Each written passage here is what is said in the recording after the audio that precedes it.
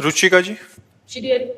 श्री हरिवंश महाराज जी। महाराज जी, आपको कहते सुना है कि गृहस्थ जीवन में भगवत प्राप्ति आसान है मुकाबले विरक्त के, लेकिन एक गृहिणी के जीवन में बहुत सी चुनौतियां कठिनाई होती हैं, इसलिए मन में भाव आता है कि अगले जन्म में ब्रिजवास मिले और विरक्त वेश में। महाराज जी, ऐसा आवश्यक है?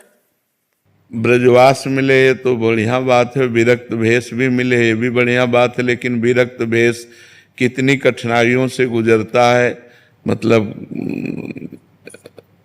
बहुत कठिन है। जैसे आप एक गृहिणी हो, भूख लगी तो आपको भोजन तो मिल गया, आपके अंदर काम वेदना हुई तो गृहस्थ धर्म में हो ना, आपके अंदर मोह आया तो गृहस्थ धर्म में हो ना।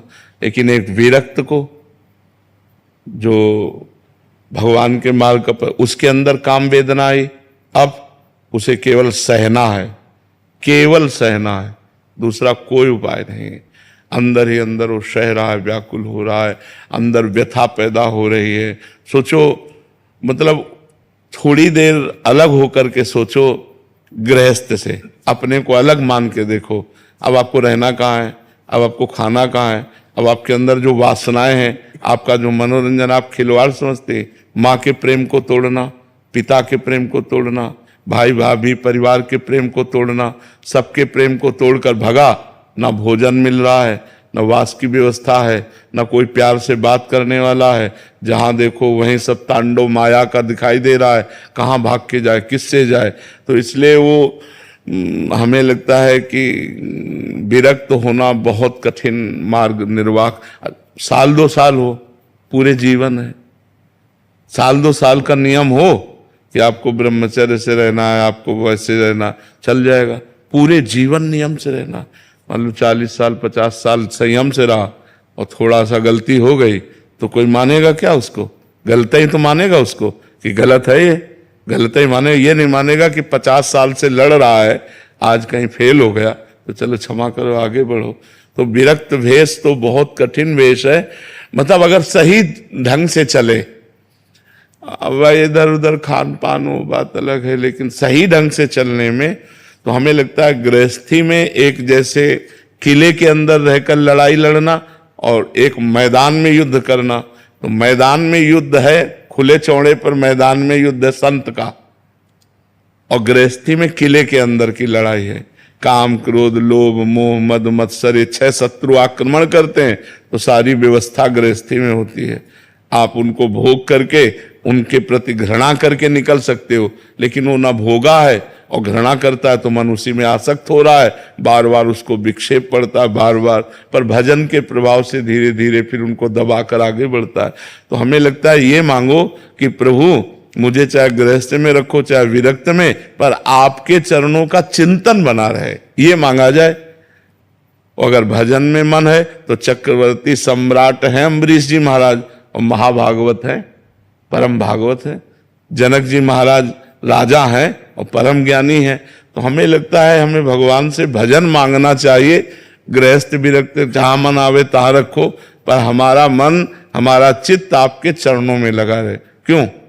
हमारा मन भगवान में लगा रहे, ये खास बात है। गृहस्थ विरक्त कोई खास बात नहीं है।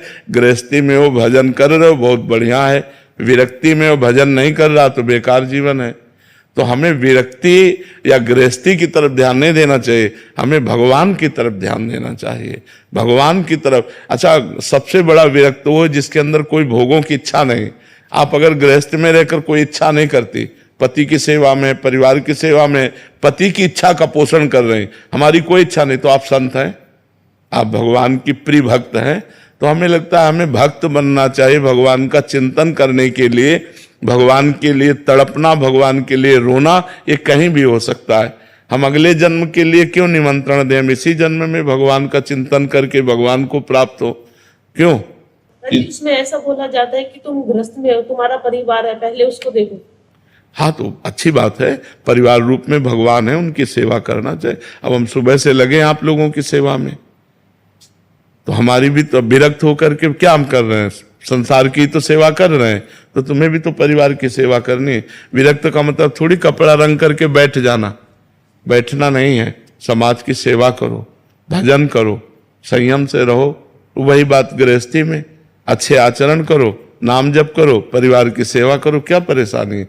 मेरे पति में भगवान, मेरे पुत्र में भगवान, मेरे परिवार में भगवान, सबको प्यार भरा जीवन, तो कितना बढ़िया जीवन है, कितना बढ़िया जीवन। जो हम प्यार आप सबसे कर रहे हैं, वही आप प्यार अपने परिवार, अपने मोहल्ला, अपने नगर, अपने देश से करो, नाम जप करो, वही तो भक्ति है। भक्ति का मतलब कोई बाहर भाग के जाना थोड़ी, कहाँ भाग के जाओगे? महाराज जी, वर्तमान परिवेश में भाई जी जैसे लीला दर्शन, लीला परिवेश हो सकता है? बिल्कुल हो सकता है, पर भाई जी जैसा भजन होना चाहिए। श्वासोश्वास के अगर अभ्यास हो, हाँ, भजन। उनके शरणागत और कुछ बात ऐसी होती कि कभी कभी भगवान के कारक पुरुष आते हैं।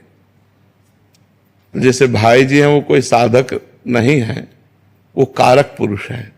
लाखों लोगों को भगवत भक्ति में लगाया, लाखों लोगों को भगवत प्राप्ति का मार्ग दिया, आज भी दे रहे हैं, आगे भी देते रहेंगे। उनकी वाणी में अपार सामर्थ है। तो कुछ कभी कभी अवतारी पुरुष होते हैं जो भगवान के विशेष अंश से प्रकट होते हैं, विशेष भगवान उनमें पावर देते हैं। तो भाई जी को ऐसा पावर मिला हुआ था राधा माधव की भक्ति का प्रकाश करने के लिए कि लाखों लोग भगवत प्राप्त हो गए भाई जी की वाणी। उनको प्रेरणा स्रोत मान के, गृहस्थ में रह के, राधा बाबा जैसा मान के अगर अभ्यास करें महाराज जी, बिल्कुल बिल्कुल, तो जरूर हम उनकी कृपा, हाँ, जरूर हम उनकी कृपा से, उनके द्वारा बताए मार्ग पर चलकर जहां वो जिस लक्ष्य में राधा माधव के चरणों में है, वहीं हम पहुंच जाएंगे। महाराज जी, एक सत्संग में आपने कहा था कि आपने तेज साउंड में नाम का अभ्यास किया, जी, तो क्या गृहस्थ में, व्यापार में उसी लीला से स्वरूप अवस्था पा सकते हैं? बिल्कुल पा सकते, बिल्कुल बिल्कुल। अभ्यास करना, हाँ, अभ्यास करना चाहिए। आज भी हम अभ्यास में ही हैं, आज भी हम अभ्यास में ही हैं। जैसे हर समय अभ्यास। अब आपसे बात कर रहे हैं, मान लो हमारा बैच बाई बैच हमें एकांतिक करना है, तो अब हम प्रभु को भूल के थोड़ी कर रहे हैं। हम आपसे बात कर रहे हैं, हमको एक सांस भी अवसर मिलता है तो हम प्रभु की स्मृति में अपने को लगाने की चेष्टा, आज भी हम अभ्यास में हैं। अभ्यास योग युक्तेन चेतसा नान्यगामिना, चित्त कहीं जाए ही ना, केवल प्रभु में रहे, ऐसा जीवन भर अभ्यास करना पड़ता है। ये 2 वर्ष पहले राधा वाटिका महाराज जी से शरणागति ली थी, जी, तो सतत अभ्यास है, सतत सत्संग आपका है, जी। किंतु कहीं कुछ रुकावट है जो आगे बढ़ोतरी, वो नाम के द्वारा नष्ट हो जाएंगे, आपको चिंता नहीं करनी, नाम के द्वारा नष्ट हो जाएंगे। पिंटू जी छत्तीसगढ़ से। राधे राधे। राधे राधे महाराज जी। महाराज जी, मैं अपनी ही थाली में एक कोने में शामा शाम को मन ही मन भोग लगा के भाव से रख देता हूँ, फिर आखिरी में उस प्रसाद को प्रसाद मानकर खा लेता हूँ, तो क्या महाराज जी सही है? जैसे अपनी जो थाली लगी उसी में ऐसे करके रख के? नहीं, अगर ये बाहर हो तो, घर में हो तो ठाकुर जी विराजमान है कि नहीं? घर में ठाकुर जी नहीं है महाराज। वैसे रखना चाहिए, जब सब कोई घर में है तो ठाकुर जी भी विराजमान कर ले। घर में जमीन में भोग लगा देते हैं, थाली के नीचे जमीन में, फिर वो बाद में व्यर्थ चला जाता है। तो मुझे नहीं, थाली के नीचे भोग कब लगाने का कोई विधान नहीं। वैसे करते हैं घर में, तो मुझे अच्छा नहीं लगा, ये व्यर्थ चला जाता है ऐसे करके, तो फिर मैं वैसे ही करता। देखो, भोग लगाने का विधान ये है कि प्रगट में अगर ठाकुर जी घर में है तब तो उनके सामने थाली पर धरावे और 10-15 मिनट बैठकर नाम जप करे और भावना करे भगवान पा रहे हैं। और अगर प्रगट में नहीं है तो अपनी थाली जो पूरा भोग आया है आपके सामने, हाथ जोड़ो, आंख मूंदो और भावना में देखो कि श्यामा श्याम पा रहे हैं। थोड़ी देर 1-2-4 नाम जप करो और जय हो प्रभु आपके, और हृदय में भी तो वही बैठे हैं, पा रहे हैं, ऐसा भाव करना चाहिए। जमीन में भोग। स्वाति जी मुंबई से।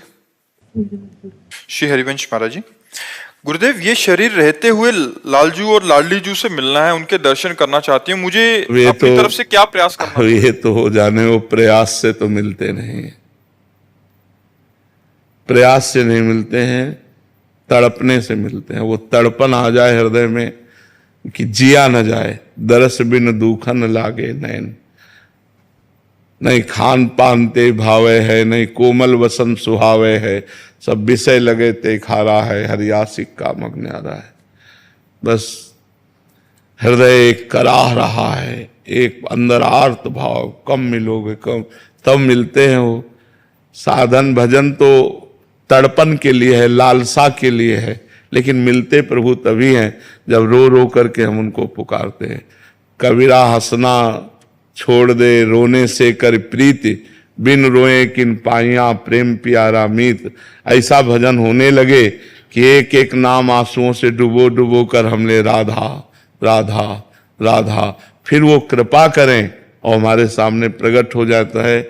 ऐसी किसी जब तप में सामर्थ्य नहीं, रो रो करके जिन्होंने आर्त भाव से पुकारा, भगवान ने उन पर कृपा की, तो हमारा बल रोना ही है।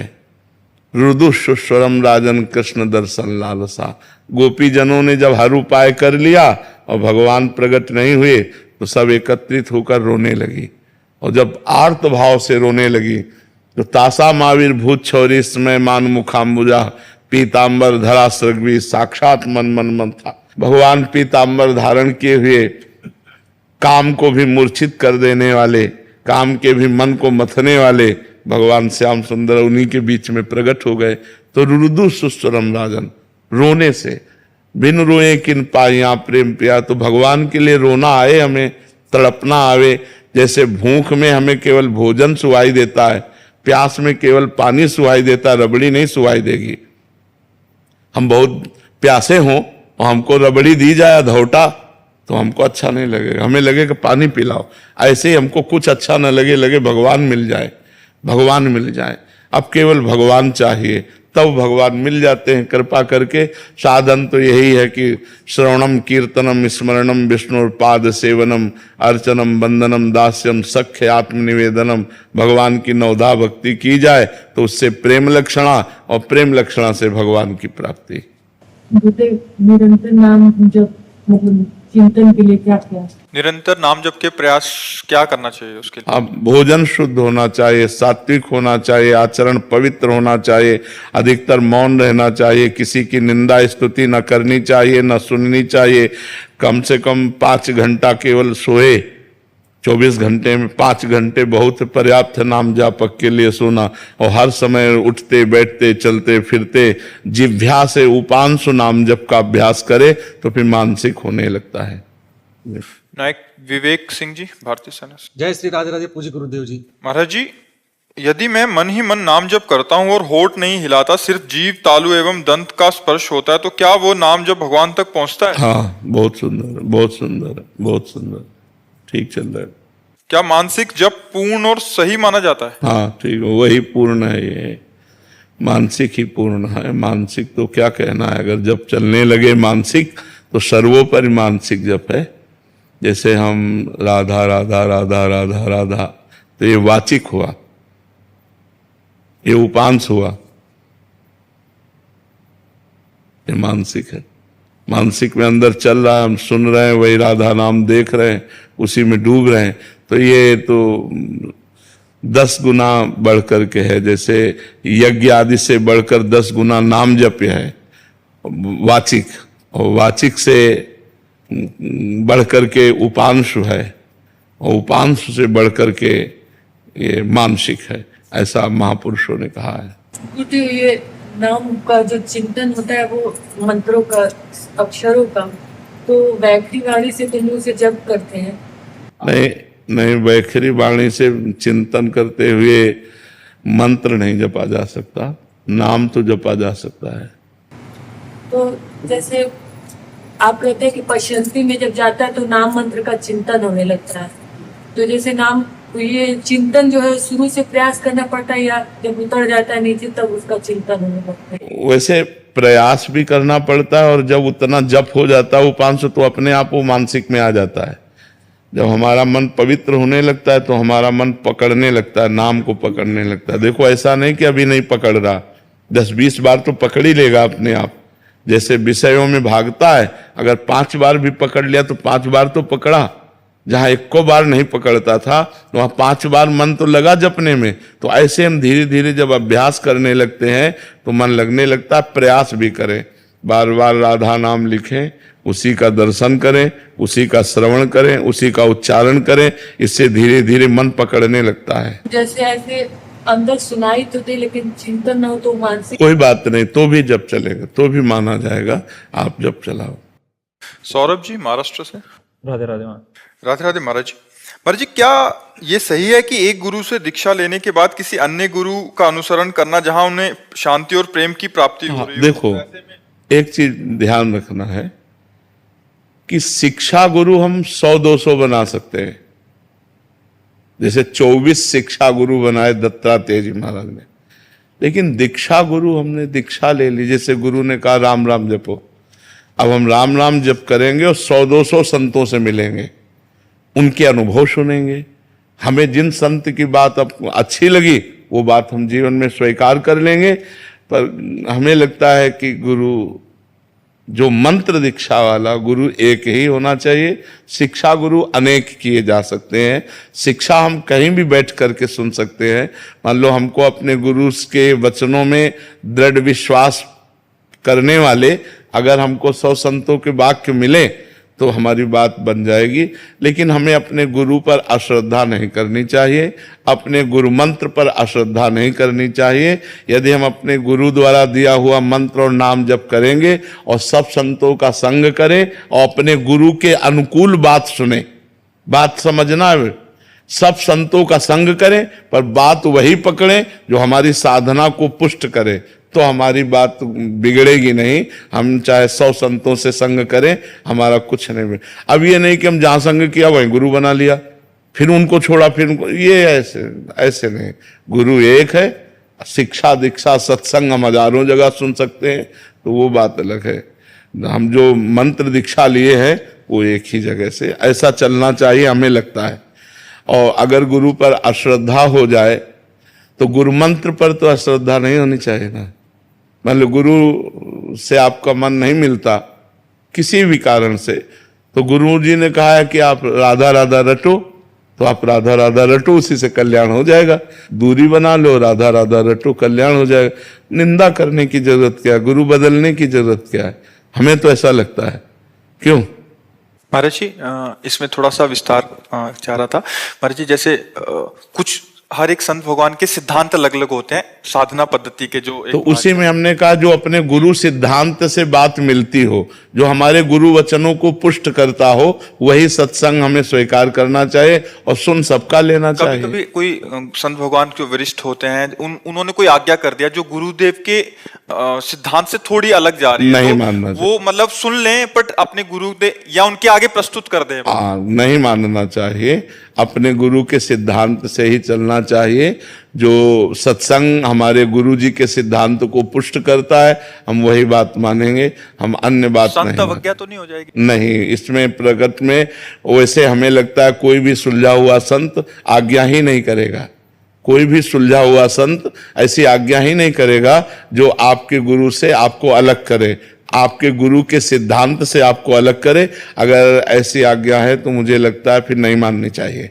अपने गुरु में श्रद्धा, अपने गुरु मार्ग में पुष्टता, यही सत्संग का प्रभाव है। गुरु विमुख कर देना मतलब हरि विमुख हो जाना, फिर बात नहीं बनती है। एक तो मर्जी, ये तो साधना संबंधित हो गया। एक उन्होंने कोई ऐसी सेवार्थ कार्यों में आज्ञा कर दी, आप प्याऊ बनाओ, मान लीजिए गौशाला बनाओ, तो अपने गुरु से इसकी आज्ञा लेनी चाहिए या वो कार्य कर सकते हैं अगर हमारे सामर्थ्य है, या नहीं भी है तो हम कैसे उसको नहीं। पहली बात तो है कि हर कार्य के लिए गुरुदेव की आज्ञा अनिवार्य है यदि हम परमार्थ पे चलते हैं।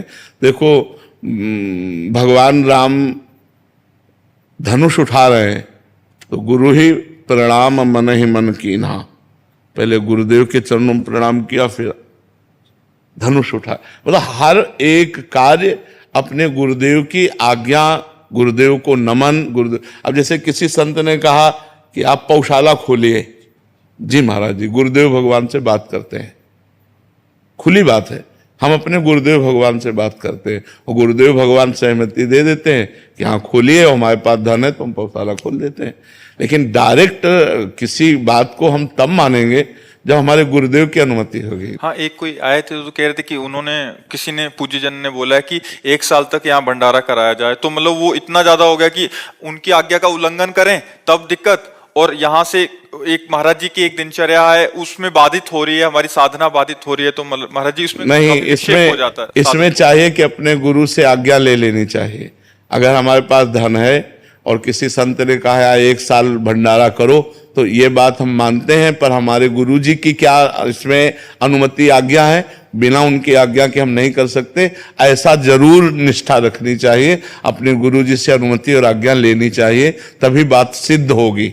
सिद्ध बात तभी होगी। नहीं ऐसे कभी कोई कुछ बोल रहा है, कभी कोई कुछ बोल रहा है, कभी कोई कुछ बोल रहा है, तब तो आप परेशान हो जाओगे कि संत अवज्ञा न हो जाए, तब तो आप परेशान हो जाओगे। कुछ दिन किया तो कह रहे जो महाराज जी ने एक पद्धति बताई थी, आपने पूजन की, मेरी श्री जी की सेवा ही छूट रही है, मेरा नाम जब छूट रहा है, तो मतलब वो एक इसीलिए हमने कहा कि सत्संग सब जगह सुने और जो गुरु के सिद्धांत और गुरु की आज्ञा को पुष्ट करने वाली बात हो वो बात सुन ले, और बकाया सब भगवान की चर्चा है, प्रणाम करके चल रहे। महाराज जी जैसे बचपन में मतलब जानते नहीं थे, गुरु दीक्षा हो गई है, लेकिन जो गुरुदेव भगवान है, लाइक हमारे मम्मी पापा सब सबकी जो दीक्षा हुई है, तो उस समय उन लोगों की दिनचर्या है उन्हें बताई नहीं, तो गुरुदेव भगवान हमने तो ऐसे राधा नाम पहली बार सुना और राधा राधा जप रहे हैं। हाँ, अब जैसे एकदम बचपन में गुरु मंत्र तो थोड़ा जब तक विवेक ना हो, हमें पता ही नहीं है कि गुरु क्या होते हैं, गुरु मंत्र क्या होते हैं, तो फिर उस समय नहीं, उस समय नाम भगवान का जपने की प्रेरणा करनी चाहिए। गुरु मंत्र तब देना चाहिए जब थोड़ा ज्ञान प्रकाशित हो जाए, कि वो समझे गुरु मंत्र क्या होता है, गुरु क्या होता है, सतमार्ग क्या हो। तो जैसे अब आपकी अवस्था है, अब आप समझ रहे हो, तो समझ करके उस मार्ग को स्वीकार करने में कोई दोष नहीं।